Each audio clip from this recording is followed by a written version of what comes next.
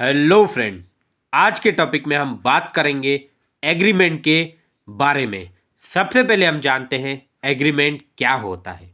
तो ज़मीन का एग्रीमेंट एक प्रकार का कानूनी डॉक्यूमेंट्स होता है जिसमें किसी ज़मीन की खरीदी बिक्री या फिर ज़मीन को भाड़े पर देने की सारी जानकारी होती है।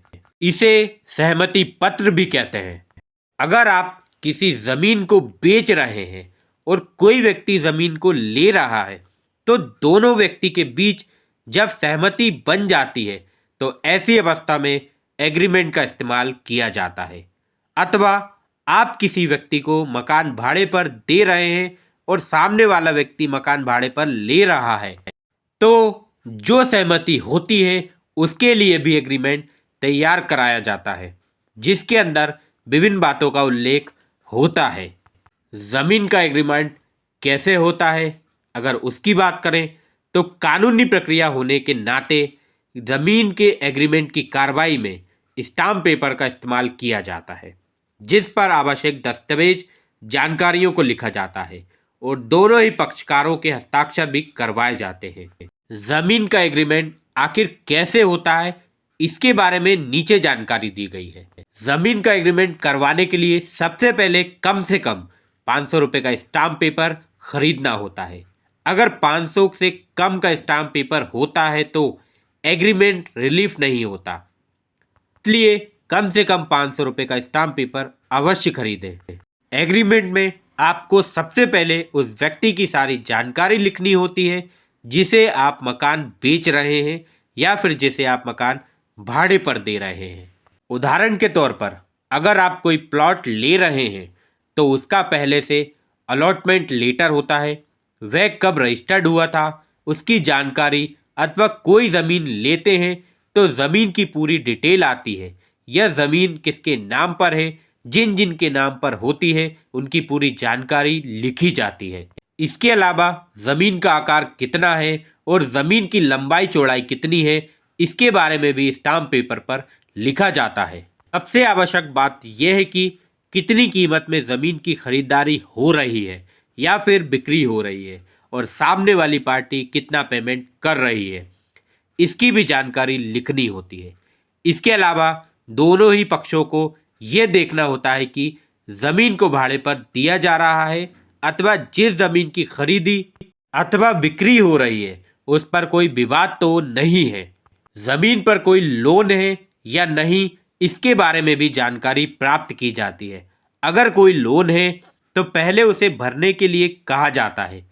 एग्रीमेंट हो जाने के पश्चात उसे नोटराइज करवाना आवश्यक होता है जिसके लिए 2 गवाह लगते हैं और उन गवाहों के हस्ताक्षर और आधार कार्ड की फ़ोटो भी लगती है। जो भी एग्रीमेंट होता है वे हमेशा ज़मीन खरीदने वाले के पास होता है। ज़मीन बेचने वाले के पास एग्रीमेंट की फ़ोटोकॉपी होती है। सारी जानकारियों को लिखने के पश्चात एग्रीमेंट में दोनों ही पार्टी के हस्ताक्षर भी निश्चित जगह में होते हैं। अगर कोई पार्टी पढ़ी लिखी नहीं है तो वह अपने अंगूठे का निशान भी लगा सकती है। याद रखें कि हर राज्य में ज़मीन का एग्रीमेंट कराने की प्रक्रिया जो है अलग अलग होती है और कुछ राज्यों में आपसी सहमति से ही ज़मीन का एग्रीमेंट स्टैम्प पेपर पर बन जाता है।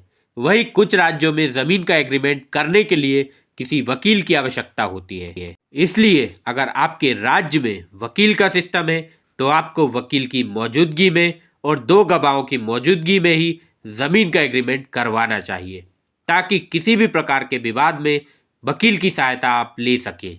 अगर बात करें ज़मीन का एग्रीमेंट क्या है तो ज़मीन एग्रीमेंट में आपके द्वारा किस वस्तु को बेचा जा रहा है अथवा खरीदा जा रहा है अथवा जिस वस्तु को या फिर प्रॉपर्टी को भाड़े पर दिया जा रहा है उससे संबंधित सारी जानकारी होती है। ज़मीन एग्रीमेंट में दोनों ही पक्ष के नाम होते हैं, साथ ही दोनों ही पक्ष का पूरा एड्रेस भी लिखा होता है और दोनों ही पक्ष के हस्ताक्षर भी होते हैं। अगर कोई पक्ष अनपढ़ है तो ऐसी अवस्था में हस्ताक्षर की जगह अंगूठे का निशान लगवाया जाता है। इसके अलावा ज़मीन एग्रीमेंट में तारीख भी डाली जाती है।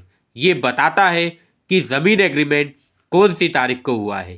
साथ ही अगर गवाह की आवश्यकता होती है तो ज़मीन एग्रीमेंट में गवाहों के नाम भी लिखवाए जाते हैं और उनके भी सिग्नेचर या अंगूठे के निशान को करवाया जाता है।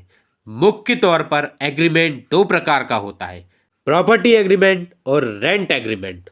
जमीन एग्रीमेंट में कितना एडवांस देना होता है अगर उस पर बात करें तो एग्रीमेंट में किसी भी जमीन की कीमत का तकरीबन 10% पैसा एडवांस देना होता है।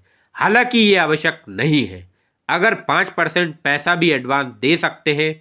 जो भी पैसा आप एडवांस देंगे उस पैसे को आपको जमीन के एग्रीमेंट में अवश्य दर्ज करवाना होता है। मान लीजिए कि अगर आप लोग 1 लाख की जमीन खरीद रहे हैं तो एग्रीमेंट में जो भी आप अग्रिम राशि दे रहे हैं उसे अवश्य लिखना होता है, ताकि बाद में अगर व्यक्ति अपनी बातों से मुकर जाता है तो एग्रीमेंट के तहत जो भी नियम लागू होता है उसके तहत व्यक्ति के खिलाफ कोर्ट में आवश्यक कार्रवाई की जा सके।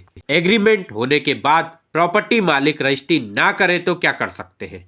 अगर आपके द्वारा एग्रीमेंट की सहमति से किसी जमीन की खरीदारी की जा रही है या फिर किसी चीज को भाड़े पर लिया जा रहा है और एग्रीमेंट का डाटा भी बन करके तैयार हो गया है, तुरंत जमीन का मालिक एग्रीमेंट तैयार होने के बावजूद भी रजिस्ट्री नहीं करवा रहा है या फिर आपको जमीन भाड़े पर नहीं दे रहा है तो आप उसके खिलाफ अपने नज़दीकी पुलिस स्टेशन में धोखाधड़ी की शिकायत दर्ज करवा सकते हैं, अथवा उसके खिलाफ आप कोर्ट में कंप्लेंट भी कर सकते हैं। ऐसा करने पर आप सामने वाला व्यक्ति अपना पक्ष प्रस्तुत करने में कमज़ोर पड़ेगा तो कोर्ट के द्वारा आपके पक्ष में फैसला सुनाया जाएगा। तो दोस्तों, उम्मीद करता हूँ आपको वीडियो अच्छे से समझ आई होगी। तो मिलते हैं नेक्स्ट वीडियो में किसी नए टॉपिक के साथ। तब तक के लिए जय हिंद, जय भारत।